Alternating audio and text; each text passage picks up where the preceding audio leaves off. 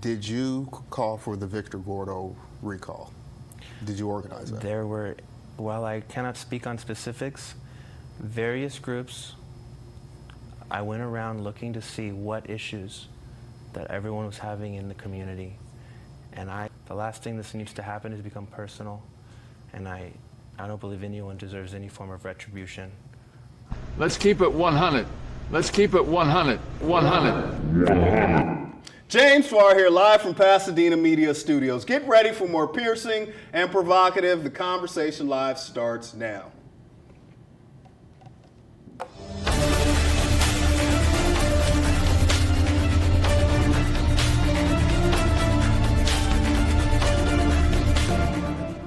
And welcome to another episode of The Conversation Live. The Conversation Live focuses on social justice, restorative justice, inclusion, and equality. Coming up today, we're going to have a critical and possibly uncomfortable conversation. Council member Victor Gordo is in the seat, and he wants to be the next mayor of Pasadena. We're going to unpack his story. We're going to talk about some local issues. We're going to touch on cannabis. We'll touch on housing. We'll touch on policing. But first, we want to talk about what the new Pasadena looks like.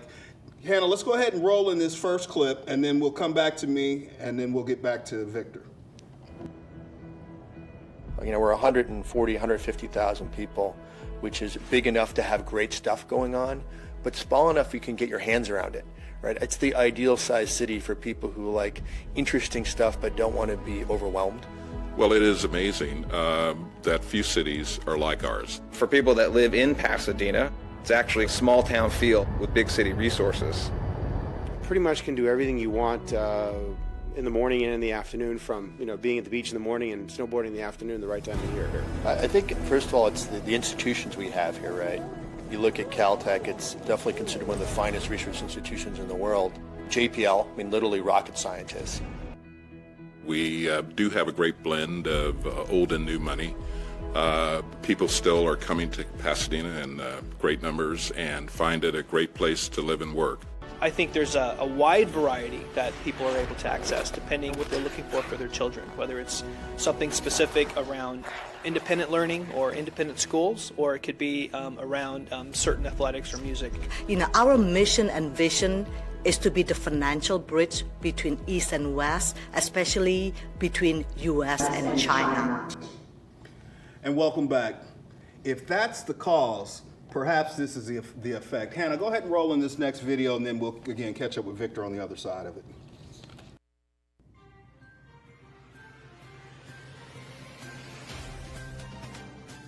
Hi, this is Jasiri from Pasadena Media, and here's your news update.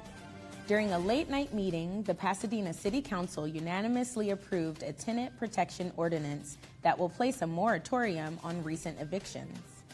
A number of Pasadena residents and housing activists protesting the evictions have said that landlords have been evicting residents in an attempt to increase rent before AB 1482 goes into effect. The ordinance will apply to tenants who received a 60-day termination notice without cause, retroactive to March 15, 2019. It will protect tenants against unlawful detainer actions in defense of no-cause evictions. The ordinance will remain in effect until January 1st, 2020, when AB 1482 becomes effective. And welcome back, Councilmember Gordo. Can I call you Victor? Because it seems so formal with the council. No, Victor's just fine, yeah. Victor's cool. I won't tell you what they told me they used to call you in high school, but you guys did something different last week. In the first video we saw kind of how the city's forward-facing message is, this attractive city. Mm-hmm. But many would say that is also causing the housing market to skyrocket. Last Monday night, council, which I thought would never happen, 18 months of people week in and week out in chambers, calling for some sort of relief in the form of rent control, or rent cap, rent freeze, rent something. What changed the council's mind? Well, the action of the council Monday night was really a gap filler. The state adopted just cause evictions and anti-rent gouging measures. Some might call it rent control. And that's going to come into effect on January 1st. There were a number of residents who complained that in advance of that state law coming into effect, there were some landlords who were attempting to get ahead of the law, treating them unfairly and evicting them. The council, I think, correctly recognized that that's wrong, that it's not fair for, and we should keep this in mind. It really, in my view, was a small group of bad actors, a small group of people who, maybe prompted by their attorney, decided to act in a way that was unfair to individuals. And so the council stepped in and closed that gap by making the law I mean, but I would effective. have to disagree with it being a small segment of property owners. When I was doing research for an article I wrote for the Pasadena Weekly on the Washington 16, and I also shared this with Mayor Tornick, you know, once I talked to one family, by the time I got to the 20th family, the stories were similar yet different. Yeah. And so it was far more rampant than what maybe what you were hearing from the dais. But I mean, was the pivot because it's an election season? Because again, there was no appetite for it previous to, 2 Mondays ago. It just. Well, it is the law of California as of January 1st. Sure. And I think the council recognized that it's unfair to allow, a group of landlords to circumvent the intent and the spirit of that state law. And so the council as a whole closed that loophole. But we do have to keep it in context. I mean, we have to be fair. Just cause is about fairness. Sure. And you can't have fair if you're not fair to everyone. The overwhelming majority of landlords did not take that action.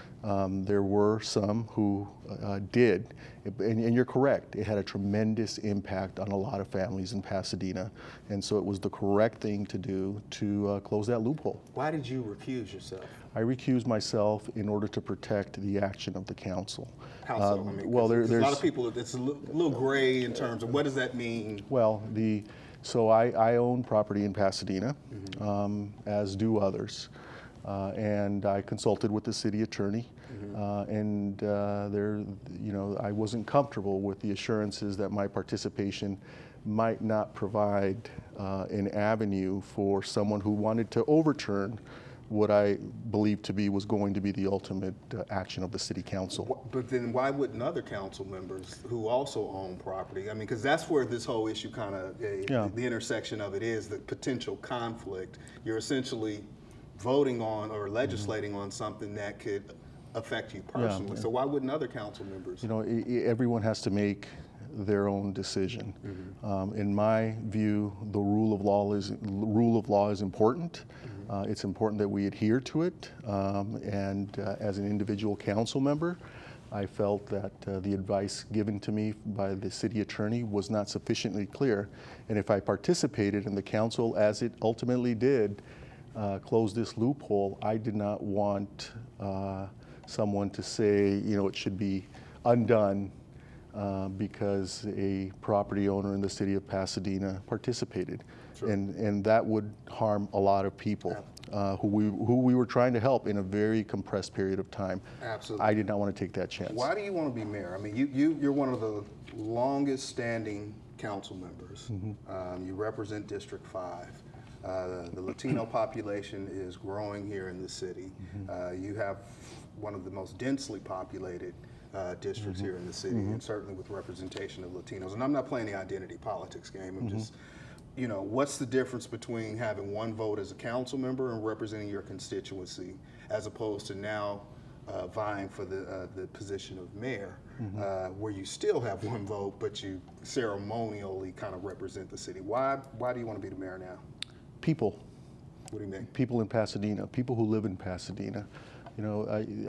People that I've spoken to believe that the tone at Pasadena City Hall is one that doesn't put the people of Pasadena and the people who live in Pasadena now first. Is that are you saying as from the mayor's position or the council? I think the tone set at the top by the mayor is important. I plan to set a tone that prioritizes the people who live in Pasadena now, not people who may live in Pasadena in the future. Everything from development to traffic to housing and homelessness, and I shouldn't say development, overdevelopment. The schools. I press for early childhood education, a policy that not only makes it the policy that every child will be ready and prepared to enter the Pasadena schools, but that the city of Pasadena will prioritize it when we created the Office of the Young Child. And then I also plan to focus on fiscal responsibility, looking at every department and how we do business and whether we should change how we are doing business and addressing issues in our city with existing resources. And then finally, I would say to you, crime and public safety. And we'll certainly talk about public safety. You have a thriving and busy law practice. You're busy. The mayor's job is very ceremonial. Do you have time? How are you going to make the ribbon cuttings and the Boy Scouts and all of that, and against your court calendar? How do you plan to balance this? Well, that part of it? I'm in a point in my career where I can oversee a lot of the things like litigation that I used to be directly involved in, and I'll still oversee it, but maybe not take on as many cases as I once did. And I'm fortunate that I'm at that point in my career. But absolutely, the ceremonial responsibilities are important, but most important is listening to people in every part of this city. I believe the role of the mayor of Pasadena is to have his or her finger on the pulse of every part of this city, and then work with individual council members, elected members of the city council, to address those complex issues and bring the needed city resources and staff to address those issues. That's what I've done for 19 years. I believe I'm the most experienced member of the city council in Pasadena.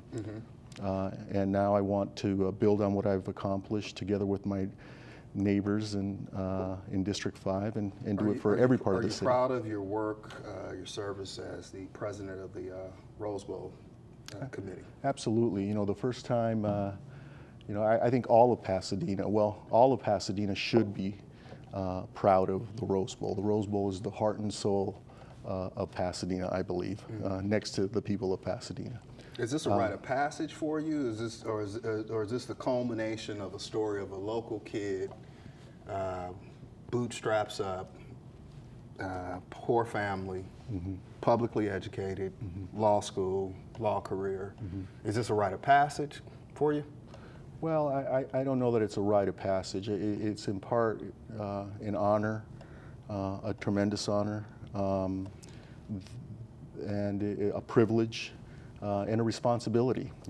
I believe I know Pasadena from delivering the Star News to selling flowers on the corners of Pasadena streets, to waiting tables in Pasadena, right up to the boardrooms of the Rose Bowl and the City Council.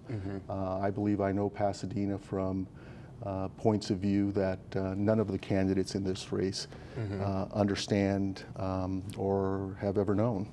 And so it's serving as mayor of Pasadena for me, would be a tremendous honor and a privilege. But I also believe it's a responsibility because I have an experience that no other candidate does. Let me check in. You're watching The Conversation Live. The Conversation Live focuses on social justice, restorative justice, inclusion, and equality. My guest today is Council Member Victor Gordo, who is running for mayor here in the city of Pasadena. We're in election season. Papers were pulled yesterday. We're going to unpack more of his story, but I kind of want to shift a little bit, just a little bit, Victor, because on the ground, I imagine it's a different lens that you have from the dais, but actually down on the ground, and a viewer actually pointed this out to me, as to one of the issues and why community mistrust our city leaders. And I've talked to Chief Perez about this, and I'll share with you on the other side. Let's roll in this next clip, Hannah, and I'll get Victor's reaction on the other side. Good morning. You like our new RV? We do. You're going to need a permit for that. Well, good morning. I'm so happy to be here today. I thank everyone for coming out and enjoying what is perhaps our finest parade ever on such a wonderful Pasadena morning. Thank you all. God bless and thank you. All right, thank you guys for having us here. 37 years, I think we're just warming up. This is a great event. Thank you guys. It's a great connection for the community. Still the best parade in town.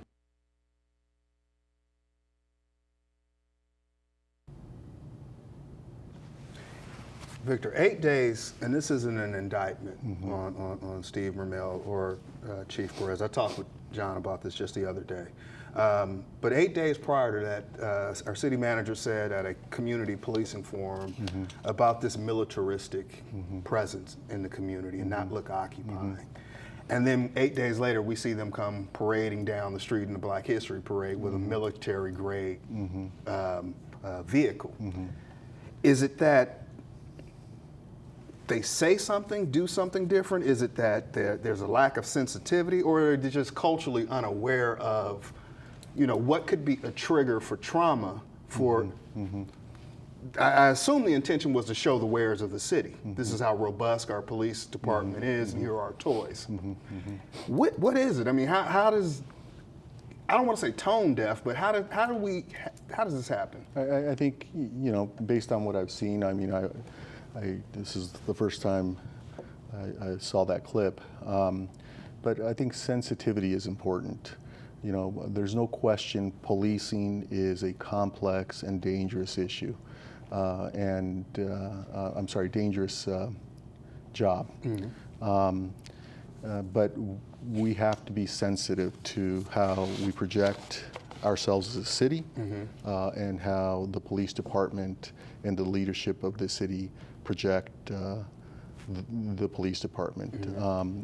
I can see how people might take exception to the segment that you just ran. Okay. Would you? I mean, because you haven't been a fan or a supporter of police oversight and a police commission. As mayor, I mean, could we look for you to support that, or would the fact that you received campaign contribution from the police association, would that kind of sway your decision? Because the community wants it, just like they wanted a housing moratorium. Will you support some sort of a police oversight commission? I strongly support police oversight. In fact, I believe that police oversight belongs in the hand of the elected representatives of the people of this city. That's why we have a public safety committee. But I'm talking about something with some legislative teeth. I mean, like some real. You're an attorney. You understand the language that I'm speaking. Not an advisory body, but some with some actual teeth. Let's roll in this next clip. But before you do, November 9th was the 2nd year anniversary of the Christopher Blue incident.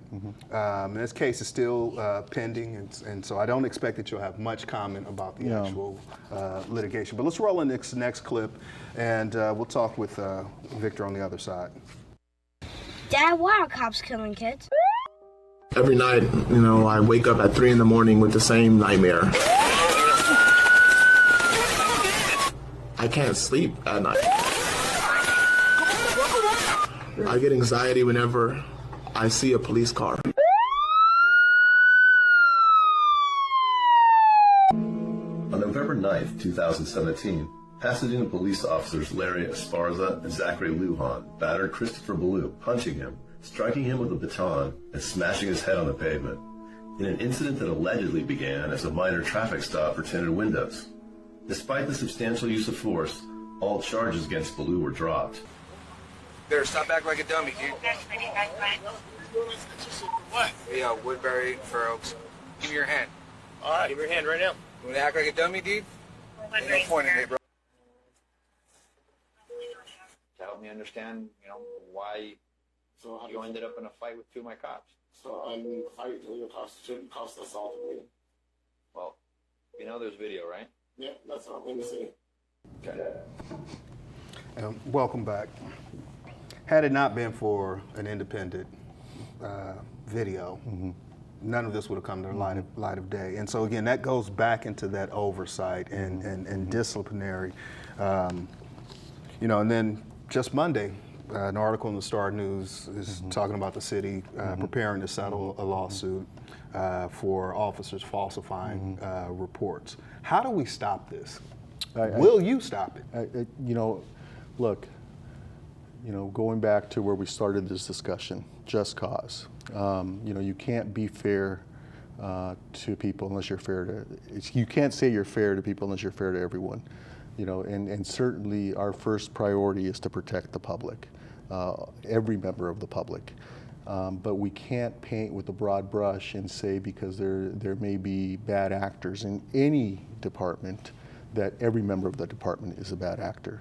That would be irresponsible. And so we have to be fair and we have to be deliberative in the disciplinary process. And so in the first instance, I would say to you, I'm a big supporter of oversight, and I believe that the city council is elected to provide that oversight. If your question is, do I support people who are not elected by the people of Pasadena and ultimately responsible to the voters of Pasadena? At this moment in time, I've not heard an argument that would justify that.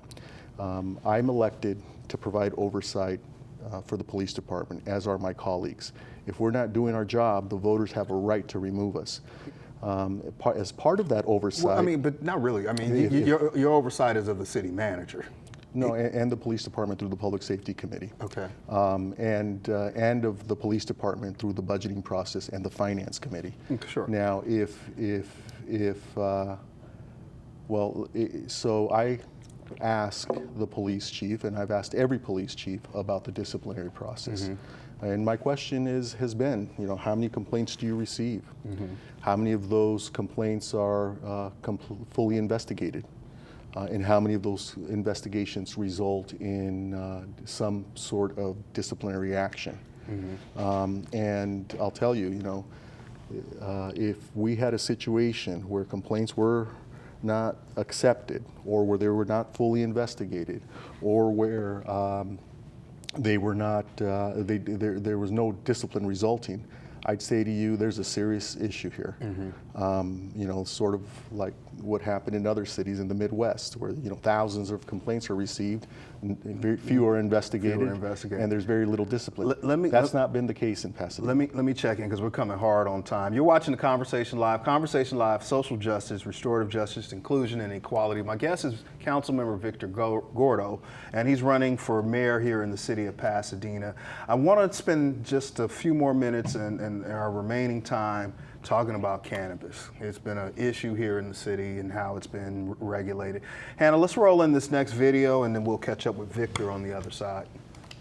So it's an unfortunate situation that we're at a position where within the next 2 months there will be scores given to outside entities who want to operate large corporate cannabis businesses in this community. And why is it important to keep the mom and pop, if you will, in this industry? Well, there's 8 to 10 months before any of them become operational. What happens to the medical patients that need access now? Why do the residents of Pasadena receive their cannabis from deliveries from outside cities, per Pasadena law, where the other cities are taking the tax benefits? Why is that accepted, but not the ability to have fulfillment in your own community? Well, how do we solve that problem? Because it would appear that there's a de facto ban based on land use regulations.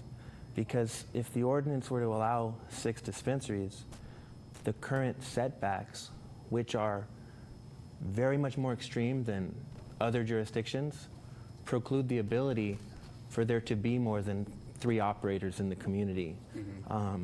I do believe it's 600 feet from residential. What a mess. How did we end up in this mess? I know you championed kind of the ordinance and pushing everything through. And I think that the setbacks were just draconian. It prohibited, as the city anticipated, 6 shops in each of the districts.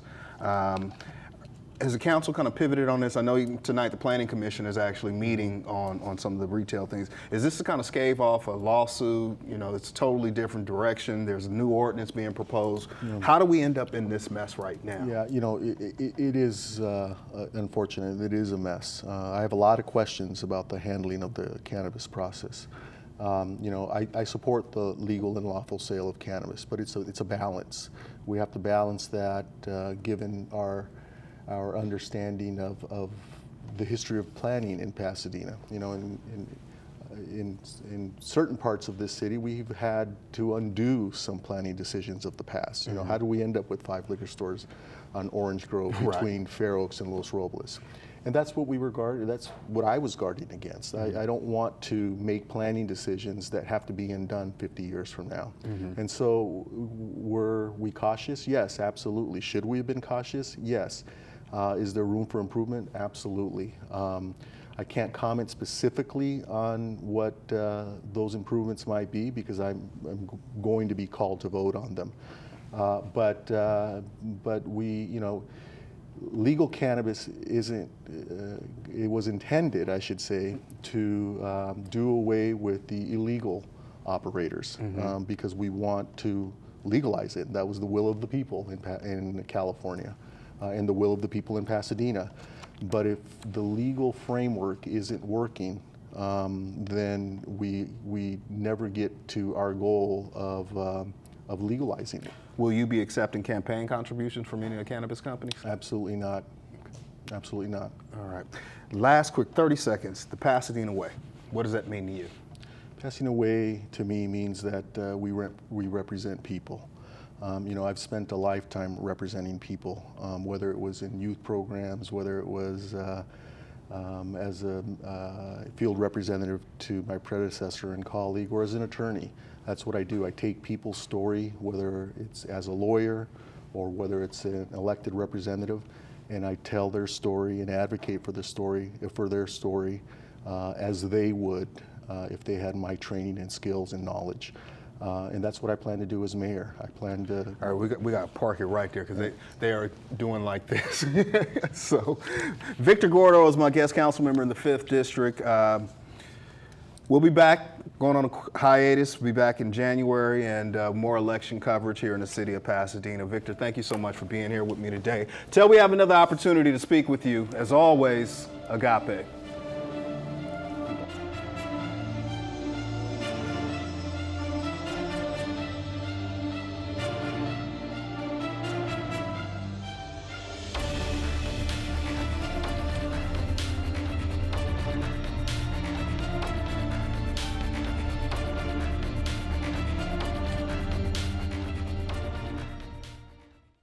The Conversation Live is brought to you by